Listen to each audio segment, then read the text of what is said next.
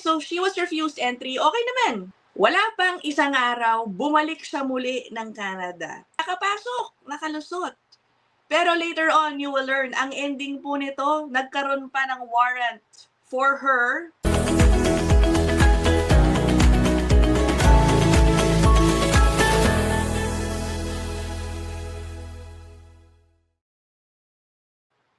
Hey guys, you're in a nutshell with me, Ina. In this episode, we have a cautionary tale for people entering Canada as a visitor. Reminder, hindi po porke meron kayong valid visitor visa ay automatic na kayong makakapasok ng Canada. Na yun. Hindi po. Kahit pa ikaw ay dumating na sa airport dito, nakapag-travel ka na ng napakahabang daming oras, makarating lang dito sa Canada, until that immigration officer actually lets you in, kahit medyo maliit naman yung probability nito, no? Meron pa ding posibilidad na ikaw ay ma-refuse ng entry. Hindi ka papasukin. And that is what happened in this case. Meron po akong isi-share sa inyo muli, isa na namang federal court decision. Medyo matagal na ito. Pero nung binasa ko yung storya, no, sabi ko, I have to share this. Kakaiba din yung nangyari. Sige, let me give you a glimpse, no? Visitor, dumating ng Canada. Okay, land crossing siya. She was refused entry. Bakit? Isa sa red flag, no? Ang dami niyang bit-bit na gamit. So, ang sabi, ano ba yan? Siguro, no? Parang bit-bit mo na lahat ng kagamitan mo. Wala na sigurong natira dito. Baka hindi ka na babalik. Baka hindi lang simpleng visit ang balak mong gawin. Anyway, so she was refused entry. Okay naman. Umuwi siya ng Amerika. Sa US lang po kasi to, no? Wala pang isang araw, bumalik siya muli ng Canada. This time, ibang border officer na ngayon ang na-encounter niya, nakapasok, nakalusot. Pero later on, you will learn, ang ending po nito, nagkaroon pa ng warrant out for her para siya ay yun, mahanap at mapaalis ulit ng Canada because she was deemed inadmissible in the end. Okay? O sige, puntahan na po natin yung federal court decision na ito. Yan. Sabi ko sa inyo, medyo matagal na, no? 2008. But please guys, so by the way, kung meron din kayong similar story about refusal at the port of entry, i-share nyo naman dyan sa ating comment section kung okay lang sa inyo. I would love to hear them. Okay? Puntahan na lang natin yung storya, no? 2007, September. Madaling araw pa nga dumating, 2 a.m. A citizen of the US attempted to enter Canada sa Peace Arch.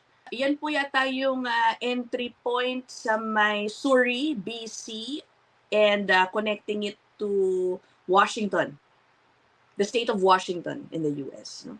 Okay, so pagdating daw sa border, kinausap mga ni border officer, ang sabi niya, she will stay with a friend in Canada for 2 to 3 months. Okay lang naman yun, usually pasok yan, di ba? 6 months generally, no? Ang allowable stay ng isang visitor. Unless stated otherwise. Okay. But the applicant was refused entry by CBSA. Bakit? After conducting a search of her vehicle together with another officer, they concluded that the applicant would not leave Canada at the end of her stay. Bakit? Una, based on the interview, nalaman nila that she was unemployed. Wala siyang proof of funds to support herself during her stay in Canada. And also, sabi dito, she did not have documents proving her ties to the US. Wala rin daw siyang proof of an address in the US na uuwian niya. Okay? Eto na, sabi ko sa inyo, no, ang daming gamit na bit-bit. Further, the number and nature of items in her vehicle suggested that the applicant was coming to Canada to live. Alam niyo yung bit-bit. Nakasulat din dito. Merong personal documents, pay stubs, journals, and old mail. Sa old mail, magtataka ka nga naman, bibisita ka lang, ba't mo kailangan ng old mail mo dito? No? Okay. Sheets of return address stickers with a Vancouver address, a wooden chest, a bicycle rack, and several bags of personal goods. So, mukhang hindi naman na nakipag-argue si applicant. So, she was advised na ito yung dahilan kung bakit hindi ka namin papapasukin. Sabi niya, she understood the decision. Okay? Sabi dito, She understood the reasons provided to her. The officer also advised the applicant na kung gusto mong bumalik ng Canada as a visitor, kailangan meron kang proof indicating na ikaw ay talagang babalik dyan sa US. Okay? Sabi dito, this might include things like proof of funds, residence in the US, proof of funds and residence in the US. At ang sabi dito, pati yung mga gamit na dalhin mo, dapat, sapat lang. Commensurate, sabi dito. Goods and belongings commensurate with her trip as a visitor. Okay? Oh. The applicant did not protest the decision and agreed to voluntarily withdraw her application for entry into Canada. At bumalik na ng US. Umikot. This is the interesting part. Later, in the same morning, kasi nga 2 a.m., dami pa nilang time. Umaga pa lang, ito nang nangyari, yung boyfriend niya na Canadian, tumawid naman ng pa-US. Minit siya somewhere in Washington. Nilipat ang gagamitan ni babae sa kotse ng kanyang Canadian citizen boyfriend. Okay. Para, alam nyo na, i-address yung concern about her bringing so many things with her. Diba? So, ilipat natin dito sa kotse ni boyfriend. At ngayon, separately, sila ay bumalik ng Canada. Okay, this is what happened. Inyo, nag-meet sila sa parking lot daw ng isang gas station in Washington. The applicant transferred a number of articles from her car to the vehicle driven by the boyfriend. And inisip din niya, sige, kailangan ko ngayon ng proof of funds, Tsaka proof of address. Ginawa niya, kumuha siya ng ATM receipt as proof of funds in her bank account. Kumuha rin siya ng bank statement showing na meron siyang address sa Canada. And then now the applicant proceeded to the Peace Arch border crossing and was admitted into Canada approximately at 10:50 in the morning. Nakatawid na si babae. Okay?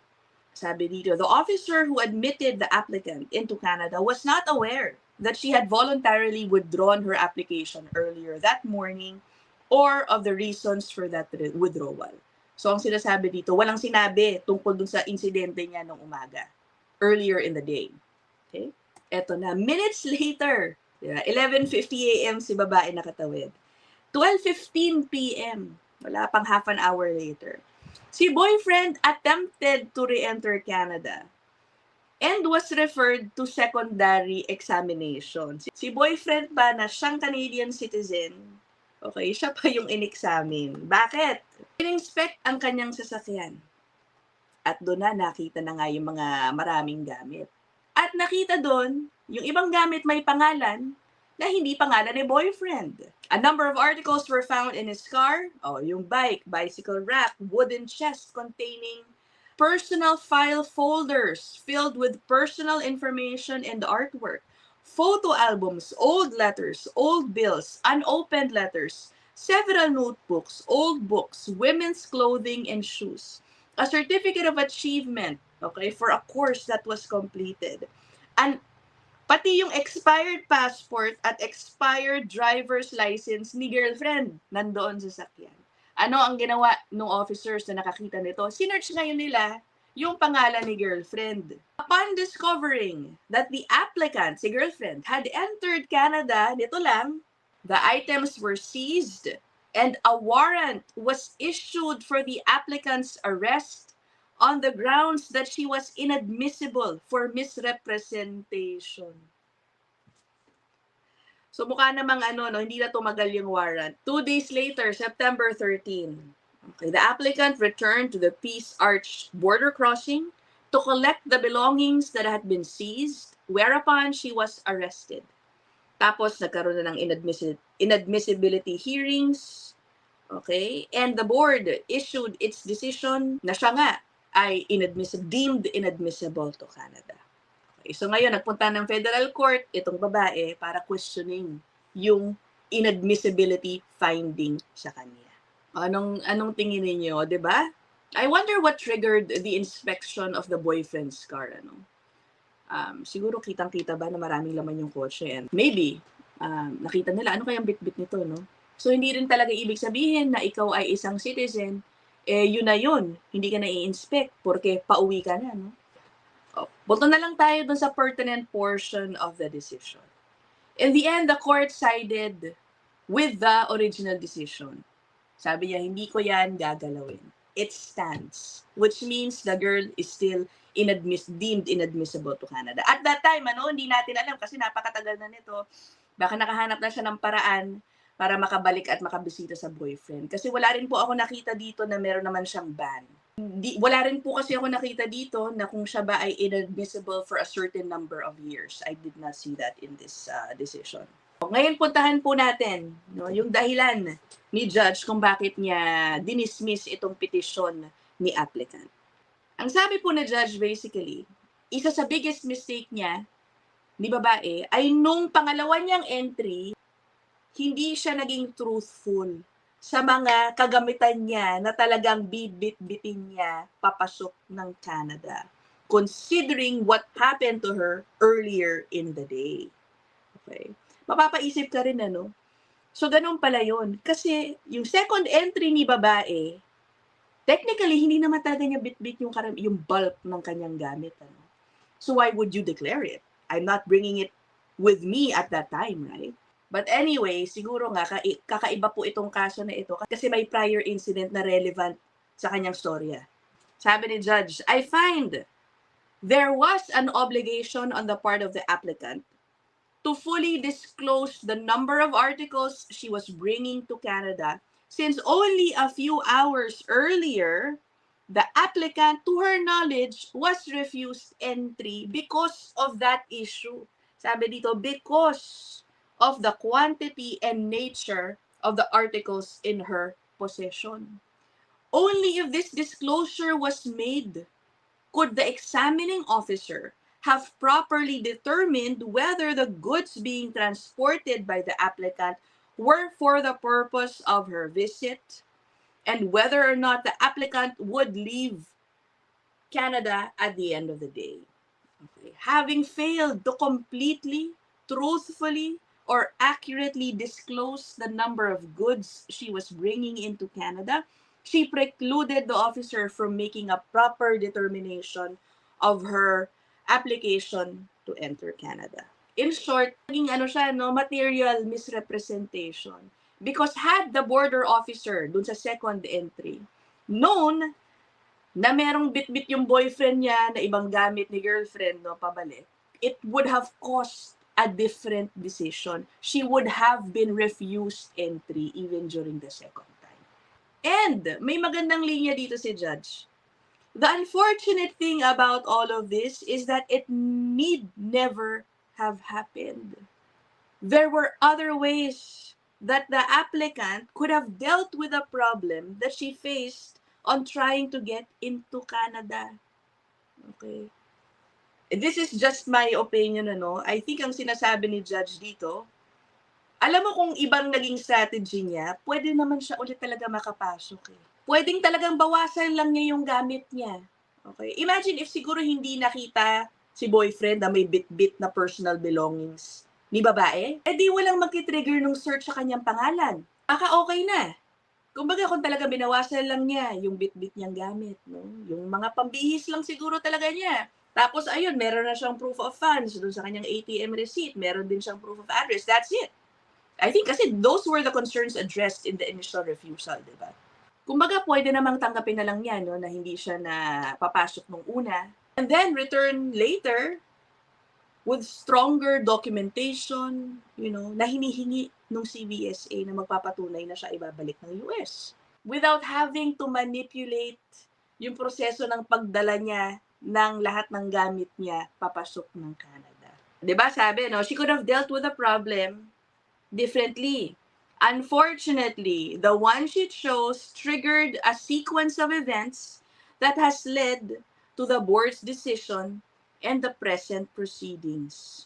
Mabait pa nga si Judge, sabi niya, this is indeed unfortunate because it could impact the applicant's life in significant ways. But the choice was the applicant's. Because of her earlier attempt at entry, she had to know that she was not being candid, ibig sabihin not being truthful, fully transparent, by using the boyfriend to bring in the same items that had caused the problem doon sa first attempt. Ang sabi ni Judge, I should not interfere with the decision of the board to deem her inadmissible. So yun. But again, this was from all the way back in 2008. Hindi natin alam, baka naayos na rin niya yung kanyang sitwasyon, nakabisita na siya kay boyfriend. Okay, so I will end this episode here. Let me know what you guys think. I'll see you guys in the next one. Bye!